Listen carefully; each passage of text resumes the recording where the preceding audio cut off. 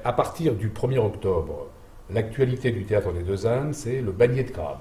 Le Bagnet de crabe, c'est un spectacle qui est en prise directe, comme tous les spectacles du Théâtre des Deux Ânes, sur l'actualité.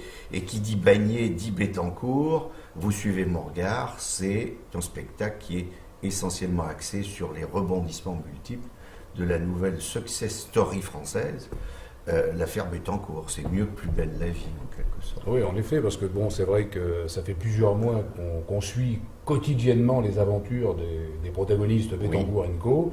Et je me demandais si ce spectacle avait pour vocation de libérer la charge émotionnelle accumulée par le public qui suit cette actualité intense. C'est tout à fait ça, c'est-à-dire qu'on essaie de dédramatiser tout ça et surtout d'en faire une pochade la plus drôle et la plus risible possible.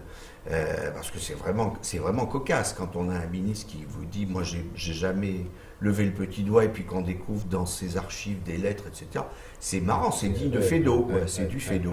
Exactement. Ouais. Donc on en a fait un spectacle le plus drôle possible. Et alors, justement, le spectacle de chansonnier, est-ce que c'est pas réservé à un public d'initiés? Ça l'a été très longtemps. Je crois que grâce aux médias, maintenant, les jeunes sont très au courant quand même de ce qui se passe, et surtout d'Internet. Parce que c'est vrai qu'avec Internet, les jeunes ont accès à l'information. Avant, ils ne regardaient pas trop les émissions politiques, qui étaient, il faut le dire, un peu barbantes. Mais maintenant, on sent qu'ils sont très concernés, et c'est sans doute pour ça qu'il y a de plus en plus de jeunes qui essaient de faire de l'actualité politique, peut-être avec plus ou moins de bonheur, mais on sent que c'est dans l'air, et qu'on a un public qui, sur ce plan-là, s'est élargi.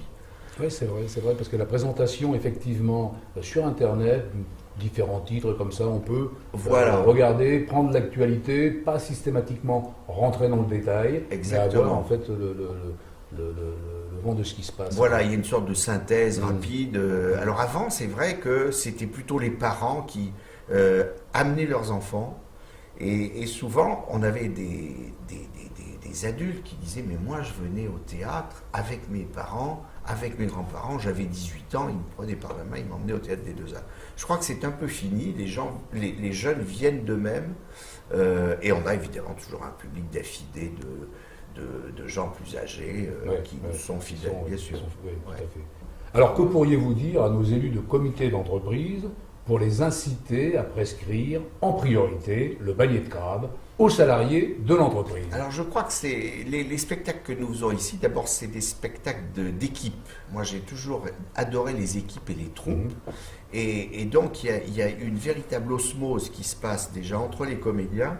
Et ici en plus, quand les spectacles marchent et sont réussis, il y a vraiment un courant qui passe entre le public et la troupe. Et je crois que un comité d'entreprise, c'est aussi une équipe, c'est aussi une troupe. C'est des gens qui sont complices, qui échangent les uns avec les autres, parce qu'ils travaillent toute l'année ensemble.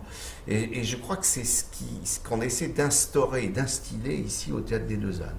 C'est qu'on fait un peu la chasse aux individualités, aux individualismes, qui ont trop tendance à se développer. Les one-man shows, c'est bien, mais au bout d'un moment, quand on a vu une personne pendant 1h30 sur scène, on a un petit peu assez.